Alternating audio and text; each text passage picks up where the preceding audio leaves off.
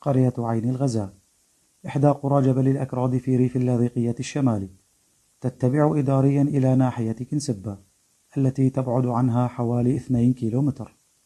يبلغ عدد سكانها حوالي 700 نسمة، وكلهم من الكرد، ولكنهم لا يتكلمون الكردية، وذلك لعدة أسباب، أهمها سياسة التعريب التي اتبعها نظام الأسد منذ توليه لسلطة البلاد، وبعدهم الجغرافي عن مناطق الكرد في سوريا.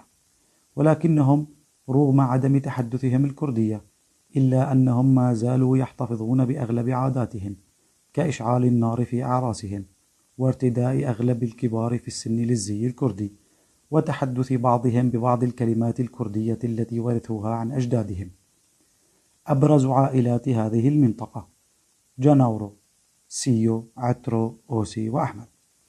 تعرضت هذه القرية لحملة عسكرية روسية إيرانية شرسة، وذلك بسبب موقعها الاستراتيجي على طرفي الطريق M4، وهجر أهلها بعد أن قدموا أرقى التضحيات ضد هذا النظام.